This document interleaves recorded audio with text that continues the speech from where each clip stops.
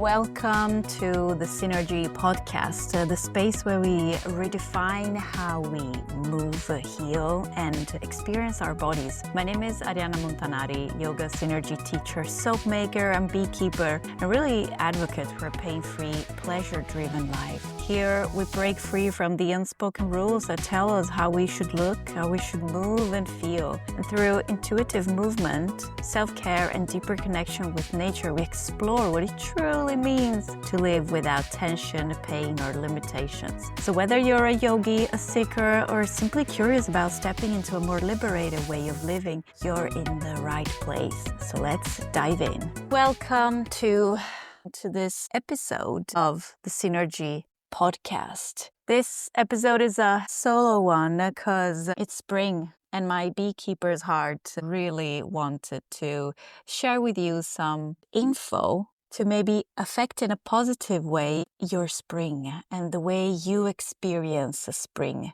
this year. I'll try to be very pedagogic here, and so I created a list of 5 things that you can do in order to feel more connected this spring. And so number 1 thing is to actually experience nature. And how do we do that? Well, first of all, try to be outdoors. So whether you work from home or you work at the office, make sure that you make time every day to be outside. Maybe just go for a walk on your break. Maybe go for a walk after work in the evening or in the morning. So really just find some time to be consciously, mindfully out there in nature, even if it's just the walk between the bus station and your office, from the car to home. So really be aware when you are out there of what's happening around you. When we talk sustainable development and environmental education, the first thing really is that if we want to take care of our planet, something that we desperately want to do right now, we need to know it. We need to connect with it. And right now, many of us live so incredibly detached from it, where nature is just a tiny percentage of maybe a city's area. And so for us, it's more familiar to be around concrete than to be around green, natural stuff, mud and insects.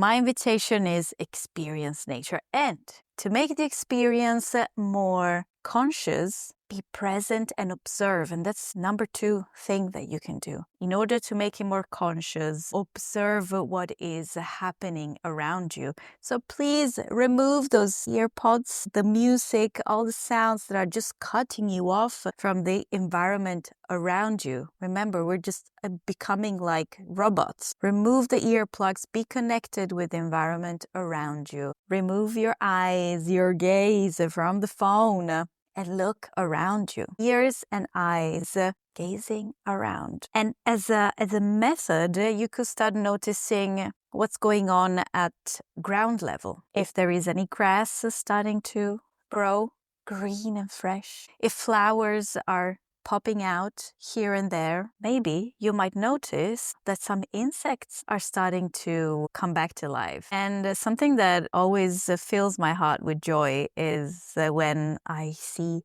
bumblebees in the spring. Because the first bumblebees that you see in the spring, you usually see them buzzing around at ground level, so very close to those ones, my dear friends, those are queens. Yes, it's our queen bumblebees. They have hibernated during the whole winter under maybe some dried leaves in some warm wall or like I had the other day in the windows in between the 2 glasses. And when they wake up, when they get started in the spring, the first thing that they do is that they go and scan the soil, the earth, the ground for holes, because she's looking for a new home where to settle down and start a new colony, a new family. And number 2 thing that she does is to look for food. So find home and find food, and then she will go back into that hole or the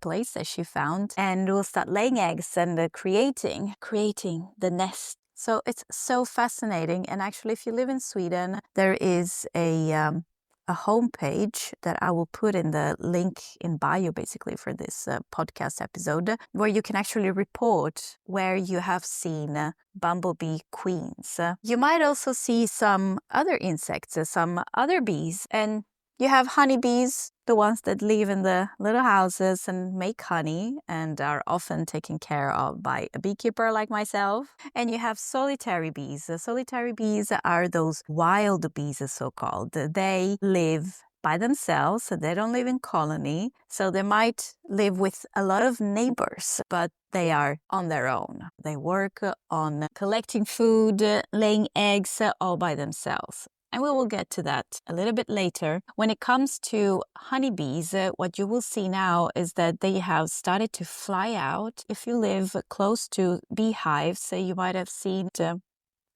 brown small dots, maybe out in the garden, on your car. If you hang the wash out, especially white, they like white, you might see some of this brown gold dots. So that's bees' poop. Honeybees keep their poop for the whole winter. And so when temperature finally allows it, they fly out of the hive and they empty their bowels. Finally, imagine keeping. So that's a first spring sign for us beekeepers. It's a sign that the bees are alive and that spring is on its way. Next thing they do is that they will start collecting looking for pollen and water. Feel free to set up a water station for bees. You can take like a little plate, a little bowl, and maybe put in some marbles or those clay balls that you use for plants. I don't know what they're called, advanced clay. And then fill up with water. Make sure that there is water, but the bees do not drown. There should always be a dry surface where the bees can land, drink, and then fly back. And while exploring nature around you and observing the flowers, and then you might also see that there are bees who are starting to pollinate and gather pollen. And if you look even closer, you might notice that bees have pollen on their legs, on the red legs. And each flower has a different color in the pollen.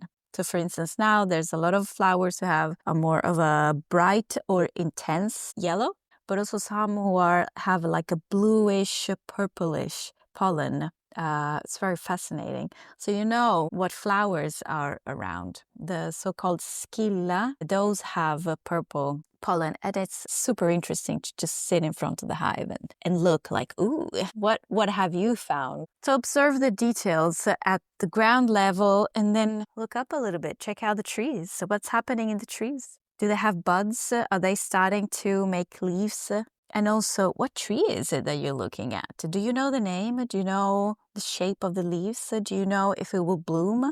And if so, what's the type of flower? And when will it bloom? And so you see here that there is like a lot of knowledge that we can gather that we might not have. What is the name of the tree? What is the name of the flowers? Can you your flowers? I learned them when I moved here in Sweden. Of course, I knew like regular flowers and most trees when I was living in Italy. But moving here to Sweden and working as a preschool teacher really helped me to do these mindful walks in nature, because here in Sweden, when you work in preschool and schools, there's a lot of time spent outdoors. And so I needed to get the knowledge, okay, what is the tree we're looking at? When is it blooming? And give facts about the flowers. Very, very interesting. You might even look a little bit higher up, look at the sky, look at sunsets. For instance, I know that in a tree just opposed to where I live, there are two birds who are actually building a nest. And so I've been observing them now for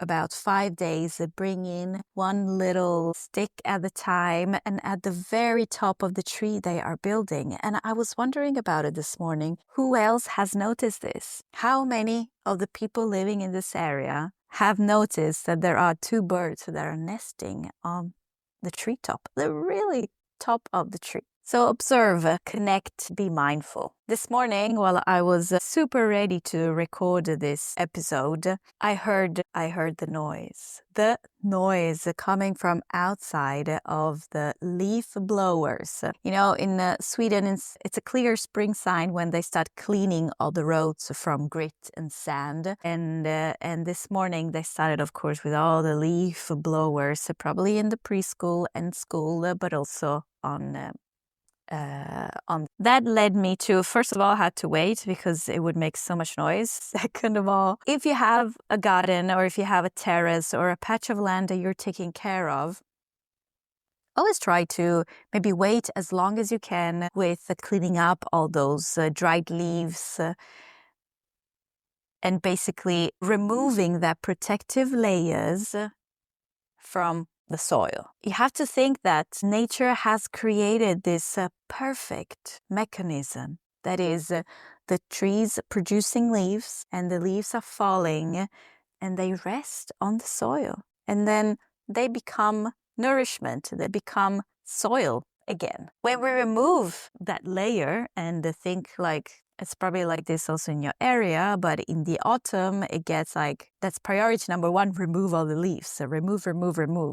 But what we're doing, we're also, unfortunately, removing protection and nutrients for the trees, for the soils, for the plant. I remember over my last years working as a teacher, the commune got very almost like pedantic in removing the leaves from old school and preschool yards.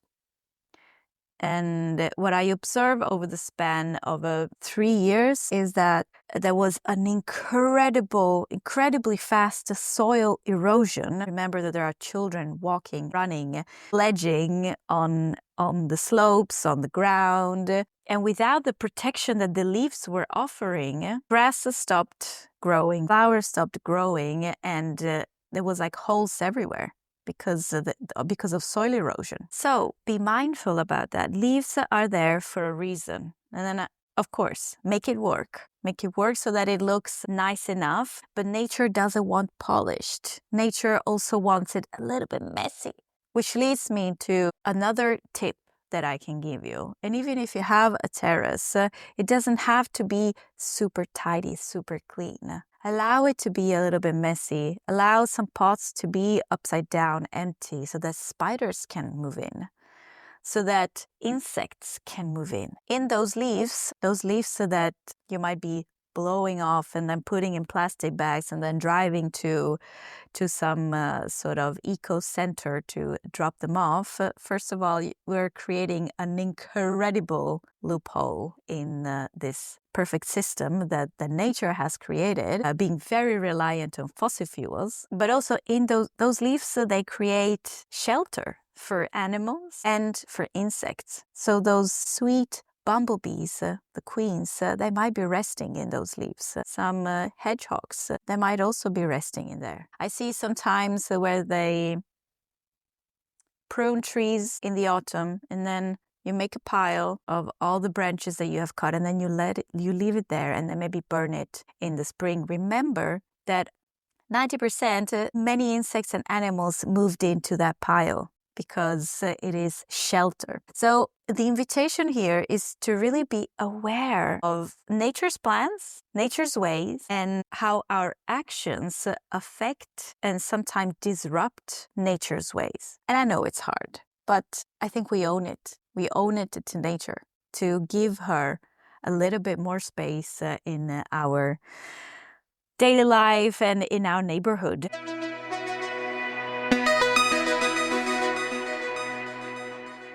I want to take a moment to talk about something truly special and close to the heart.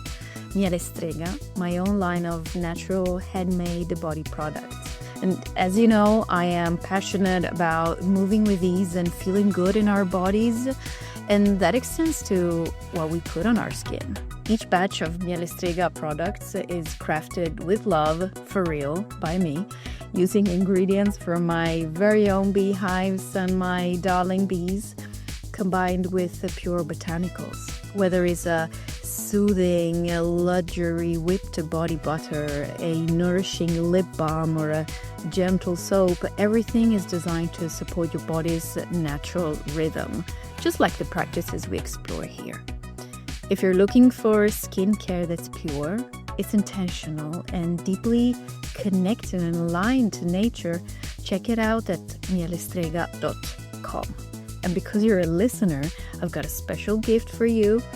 Use the code SYNERGY10, spelled with Y and Y, for 10% off your first order. Now, back to our conversation. Number four tip that I want to share with you today is to set up insect hotels. And if you haven't heard about them, you might have seen them. It's like a little wooden house that you place out in the garden or hanging on the house or out in the balcony with tiny holes where solitary bees can make their nest. And you can buy it or you can make one yourself. And if you decide to make one yourself, need like a log and a drill and make holes so that are at least 6 or 7 centimeters deep. And if you can, have different sizes. So different sizes of holes so that a more diverse range of bees, solitary bees, can come and settle in. And what will happen is that you place the insect or bee hotel possibly facing south in a sunny position. If you can, also have it protected from wind. And wait, the bees will find it. And if not the first year, the second year. I have one out in the balcony and there's always a lot of traffic when it's spring. So say here in Sweden, it's around end of April and May. And what the solitary bee will do is that she will collect pollen, go back to the hole, back in, so butt first, and she will drop a little egg and then leave the pollen. So from the leg, she will scoop it off and leave it close to She will then create a little wall with mud and then start again. Egg, food, so pollen, and a little wall. And continue like this until she will seal the entrance. And you might have seen these holes with kind of a mud substance. That's what the bees have done. So it's nothing dangerous. It's just a solitary bees that had moved in. So it does not have to be something you buy. You can also make it yourself. But in general, we want to create more habitat. Diversity is suffering huge losses because of loss of habitat. So what you want to do is that create some. And it can be very specific, like creating a habitat for sand bees to come and move in, basically. But what you can do is, as I mentioned, make a bee hotel, allow the garden to be a little bit wilder, to put out there pots and stones and allow nature to take space too, and really observe over the years what's going on, and maybe new animals will move in, new insects will move in. This is usually the case. When there is availability, nature will fill up that hole, that space. Number 5, and the last tip for today, is to plant seeds. So in order to help biodiversity, let's be proactive and plant seeds, possibly organic. Flowers, you can also just Google bee-friendly flowers and plants and let it grow. I sometimes just buy seeds of native plants and just throw them around. I kind of blend them already with some soil or sand. And then when I'm out for a walk, I just spread the seeds. So maybe 1% of those seeds will actually turn into flowers. Be mindful of what seeds or plants you buy, because although they might say that it's like bee friendly or pollinators friendly, they are often sprayed with chemicals, so with insecticides. And I know you might think like, why are pollinators friendly plants sprayed with chemicals that are harmful for insects? Well, I don't have an answer. We know that we live in a sick society. So the safest is to actually plant seeds so that you're sure that you're not spraying. Also, if I can add that, be mindful if you have a garden of what you're spraying. Be mindful when it's going to be wasp season of what you're spraying, because it is poison. It is those wasp killer sprays. They're poisonous for you, for the bees, for any insects, and of course they will kill the wasps, but there are other methods. I have heard so many stories about people who remove in a chemical way wasps' nests, or even bees who have swarmed in places where they're not supposed to be. So ask and document yourself. There is so much information out there on Google, on YouTube, but there are nicer ways to get rid of unwanted guests. And understand, not everybody wants a nest of wasps out on the balcony, but just be mindful of what you're spraying, because that ends up out in nature and affects not only the wasps, but also the other insects. My very last tip for this episode is connected to the fact of allowing your garden to be a little bit messier. That's about lawn mowing. So trimming the grass and what grows. I used to live in a portion of a house, and of course I had access to like a big garden. And the man who owned the house, what he liked mostly was lawn mowing. He doesn't care so much about gardening. He just likes to take out his big machine and lawn mow.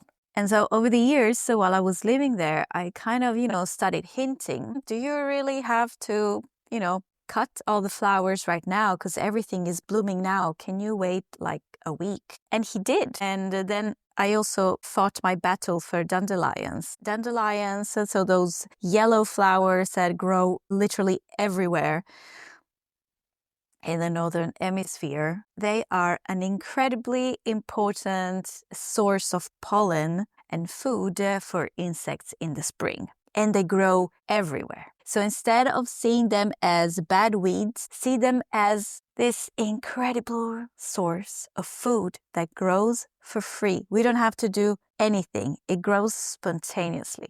And if you think that, okay, this is a little bit too much, you can pick a few and you can make a salad with the leaves. You can eat the roots. You can make tea with the flower. And yes, it is a little bit bitter, but you might find this information. So different shapes of leaves have a different taste. So I think that the one that looks more spiky is the best to eat. The ones are a little bit more bitter. I was also, a few weeks ago, I went back to Italy for my brother's birthday. And when it was time to do surprise, I went to his place and he was out in the garden lawn mowing.